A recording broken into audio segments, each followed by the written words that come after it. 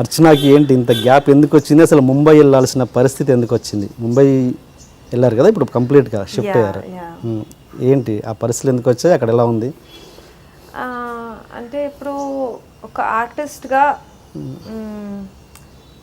Cinema ఇండస్ట్రీలోకి రాగానే మంచి గుర్తింపు వచ్చింది. సో నేను అర్చన అనే పేరు, అర్చన ఆర్ వేద అనే పేరు జనాల్లోకి రిజిస్టర్ అవ్వడానికి కష్టపడవలసి రాలేదన్నమాట. సో ఇమీడియట్గానే పేరు రిజిస్టర్ అయింది.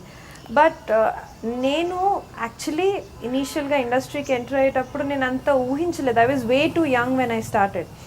బట్ నాకు చాలా ఈజీ జర్నీ ఉంటుంది అనుకున్నాను. బికాస్ ఫస్ట్ ఆఫ్ ఆల్ భాష అనేది వస్తుంది అండ్ మంచి యాక్టర్ అని నేను అనుకుంటున్నాను, thanks to the dance background. చిన్నప్పటి నుంచి ఎప్పుడు స్టేజ్ మీదే ఉండేదాన్ని అనమాట. సో అంటే మనలో ఉన్న ఆర్టిస్ట్ ఏదైతే ఉంటుందో, so that made me go to you know bigger place, ఇంకా ఇంకా మచ్ హయ్యర్ కాంపిటీషన్ ఉన్న ప్లేస్లోకి వెళ్ళాను. So that is the reason. అంటే ఇక్కడ ఏంటి, ఇక్కడ అవకాశాలు లేక వెళ్ళారా, లేకపోతే అక్కడ అవకాశాలు రావడం వల్ల వెళ్ళారా, ఎట్లా? ఇప్పుడు అవకాశాలు లేవు అంటే నేను ఊహించినట్టుగా అయితే రావట్లేదు, వస్తున్నాయి. దెర్ ఇస్ లైకింగ్, బట్ అంత నేను నాకున్న పొటెన్షియల్కి, నాకున్న ఆ కేపబిలిటీస్కి నువ్వు ఇలా అలా చిన్న చిన్నగా ఇస్తే అది నాకు ఎలా తృప్తి పడతాను నేను? సో నేను చాలా రెస్ట్లెస్ అయిపోయేదాన్ని. నేను చాలా వెయిట్ చేశాను. I became very agitated. So నేను అనుకున్నాను that I need to make a move to Bombay. అసలు ట్రై చేద్దాం, ఎందుకు అసలు అది అందరు బాంబే అనగానే యూనో బాంబే ఈజ్ ఇంపాసిబుల్ అది ఇది అనేసి. బట్ ఆనెస్ట్లీ బాంబేకి వెళ్ళడం మంచి decision. I took a good decision. Already ఒక ఫిల్మ్ సైన్ చేశాను అండ్ లక్కీలీ అనుకోకుండా వెళ్ళినప్పుడు నాకు చాలామంది ఫ్రెండ్స్ ఉన్నారనమాట బాంబేలో. సో అనుకోకుండా మా ఫ్రెండ్ తను నా ఫొటోస్ ప్రొడక్షన్ హౌస్కి పంపించడం అండ్ వాళ్ళు నన్ను కలవడం జరిగింది. డైరెక్టర్ కలవంగానే హీ సెడ్, అర్చన నేను మా క్యారెక్టర్ నిన్ను మా క్యారెక్టర్లో చూసుకుంటున్నాను అని అన్నారు. నీకు ఓకేనా అన్నారు. I was like really happy and చాలా మంచి performance driven role. And ya ఆ shooting almost completed. And ya మన ఈ 2017 మిడ్లో బయటకు వస్తుంది ఫిల్మ్.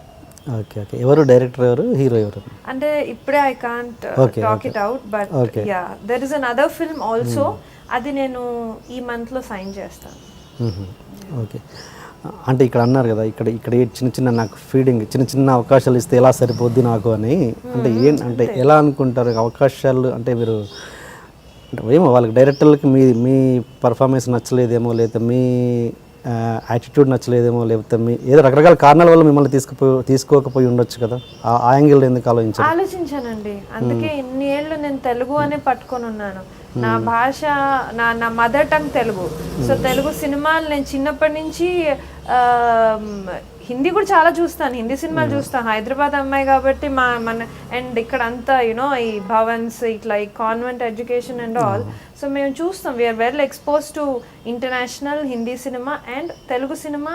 ఇంట్లో తెలుగు వాళ్ళం కాబట్టి తెలుగు సినిమా చూస్తూ పెరిగాం మేము అంతా. సో ఆ పాటలు కానివ్వండి, ఆ మ్యూజిక్ కానివ్వండి, ఆ డాన్స్ కానివ్వండి, యాక్టింగ్ కానివ్వండి, it's there in your what do I say మన ఆ లైకింగ్లో కానివ్వండి, అలా ఉంటుంది. సో బట్ తెలుగు ఇండస్ట్రీలో ఏదైతే ఆ కేక్ వాక్ అని ఏదైతే ఎక్స్పెక్ట్ చేశానో, I thought I will be very easily be there. అంటే ఇప్పుడు ఒక సక్సెస్ని మెజర్ చేయాలి అంటే టాప్ సెకండ్ అని అనుకుంటాం కాబట్టి I thought I will be one of the most successful league. But ఆ పాపులారిటీ వచ్చింది, people like me. But industry నన్ను అంత హోల్ హార్టెడ్గా నన్ను okay Archana has that potential అని నాకు అది ఆ ప్లాట్ఫామ్ ఇవ్వట్లేదు. సో నేను చేశాను, ఫిల్మ్స్ చాలా చేశాను, బట్ యునో ఆ సాటిస్ఫాక్టరీ లెవెల్లోకి రావట్లేదు. సో నాకు వచ్చిన ప్రతి ఫిల్మ్ నేను అట్మోస్ట్ కన్విక్షన్తో చేశాను. కొన్ని గుడ్ చాయిసెస్, కొన్ని రాంగ్ చాయిసెస్. నాకు ఫిల్మ్ ఇండస్ట్రీ బ్యాక్గ్రౌండ్ నుంచి కాదు నేను. So simple traditional you know Telugu family. So ఏ సబ్జెక్ట్స్ చూస్ చేసుకోవాలి అవన్నీ you know. So I learned with my own falls. నేను నా మిస్టేక్స్ తోటి నేను నేర్చుకున్నాను ఇలా చేయకూడదు అని. సో అంటే కేవలం తెలుగు అమ్మాయి అవ్వడం వల్ల చిన్న చూపు అన్నది ఇండస్ట్రీలో ఉందా అసలు? కేవలం తెలుగు అమ్మాయి అవ్వడం వల్ల ఏమో నాకు కొన్నిసార్లు ఎలా అంటే ఇప్పుడు నాకు చాలామంది అన్నారు, నేను బయటకి ప్రతి చోట అంటారు, ఐ మీన్ ఎక్కడికి వెళ్ళినా జనాలు అంటారు తెలుగు అని మీరు చెప్పకుండా ఉండవలసింది, తెలుగు రాదు అన్నట్టు యూనో చెప్పుండవలసింది మీరు అని అంటారు.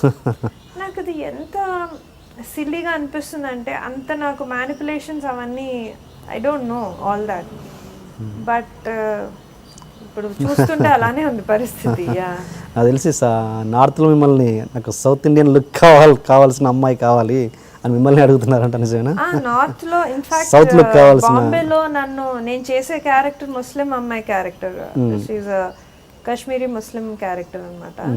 అండ్ బాంబేలో వాళ్ళు సౌత్ ఇండియన్ రోల్కి నేను సెలెక్ట్ కాలేదు, దీనికి but I don't know what it is. But అక్కడ తెలుసా మీరు సౌత్ అమ్మాయి అని?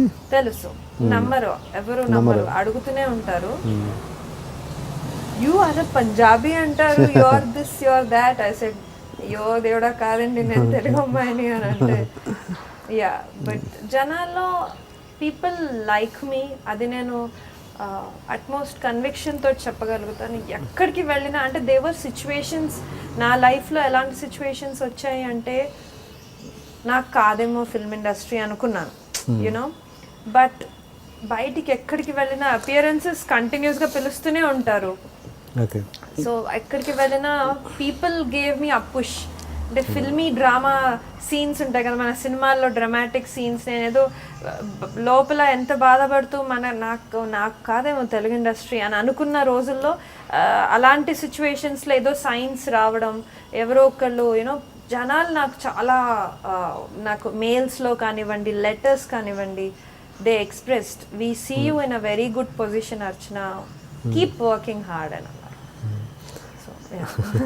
అంటే తెలిసిన వాళ్ళ లేకపోతే ఎక్కడో అసలు అన్నోన్ పర్సన్స్? అన్నోన్ పీపుల్ అండి, తెలిసిన వాళ్ళు కాదు. Okay okay. తెలిసిన వాళ్ళకంటే అన్నోన్ పీపుల్, జనరల్ పబ్లిక్ నాకు లెటర్స్ రాయడం, ఈమెయిల్స్ రాయడం, ఫేస్బుక్లో మెసేజెస్ పెట్టడం, బయటికి వెళ్తే జనరల్ ర్యాండమ్ పీపుల్ వచ్చి అచ్చా మీరెందుకు లేరు, యూ షుడ్ బీ దేర్, మీరు చేయాలి ఈ సినిమా, యూనో ఇలాంటి సినిమాలు మీరు చేయాలి అంటే తప్పకుండా, అంటే మీకు you know we see you there అనేసి. So that is my encouragement.